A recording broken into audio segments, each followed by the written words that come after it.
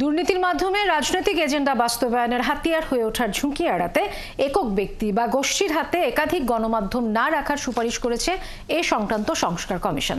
শনিবার প্রধান উপদেষ্টার কাছে কমিশনের সুপারিশ জমা দেওয়ার পর সাংবাদিকদের কথা জানান গণমাধ্যম সংস্কার কমিশনের প্রধান কামাল আহমেদ। বলেন, সুপারিশে সাংবাদিকদের জন্য সুরক্ষা আইনের পাশাপাশি আর্থিক নিরাপত্তা বাস্তবায়নেরও সুপারিশ করা হয়েছে। আরও জানাচ্ছেন শাহনাজ শারমিন।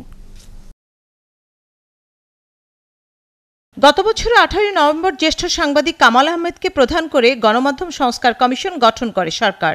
31 মার্চ পর্যন্ত ছিল এই কমিশনের প্রতিবেদন জমা দেওয়ার মেয়াদ।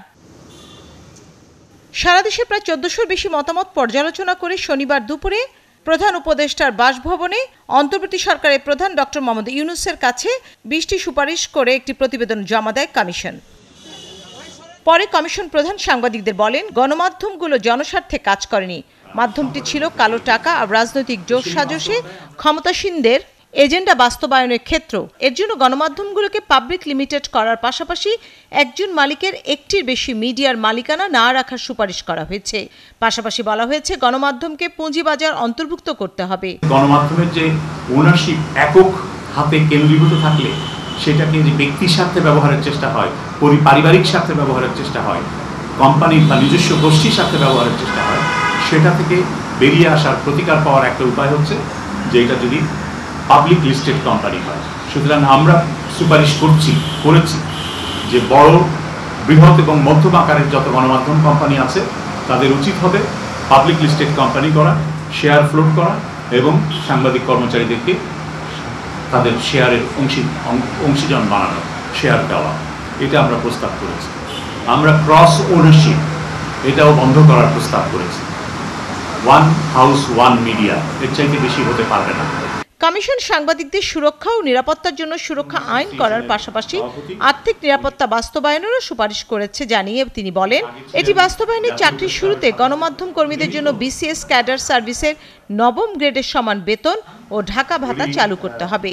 সেক্ষেত্রে কর্মীদেরও ন্যূনতম স্নাতক যোগ্যতা থাকতে হবে। কোনো সাংবাদিককে অস্থায়ী, স্থায়ী বা চুক্তিভিত্তিক নিয়োগ দেওয়া যাবে না। শিক্ষানবিশ কাল 1 বছরের বেশি হবে না। সাংবাদিকদের আর্থিক নিরাপত্তা দরকার এবং সেই আর্থিক নিরাপত্তা নিশ্চিত হতে পারে কিভাবে সেটা আমরা বলেছি যে বিসিএস ক্যাডার সার্ভিসে যে প্রবেশের যে জায়গাটা সেই ইকুয়াল লেভেলে, অর্থাৎ বিসিএস ক্যাডার সার্ভিসের 9ম গ্রেডের যে বেতন স্কেল, সেই বেতন স্কেলের সাথে সঙ্গতি রেখে সাংবাদিকদের এন্ট্রি লেভেলের বেতনটা হতে হবে।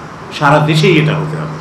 এবং ঢাকায় যেহেতু জীবনযাত্রার ব্যয় বেশি, সুতরাং ঢাকা ভাতা একটা যোগ করতে হবে এবং সাংবাদিকতা সুরক্ষা আইনের একটা খসড়া অধ্যাদেশ জারি করা যাতে সহজ হয়, সেজন্য একটা খসড়া অধ্যাদেশও আমরা তৈরি করে এই রিপোর্টের সাথে যুক্ত করে দিয়েছি। বিটিভি, বেতার এবং বাসু সহ সরকারি গণমাধ্যমগুলোকে এক করে স্বায়ত্তশাসনের আওতায় নিয়ে জাতীয় সম্প্রচার সংস্থা ও স্বাধীন গণমাধ্যম কমিশন করার সুপারিশ করা হয়েছে বলেও জানান কমিশন প্রধান।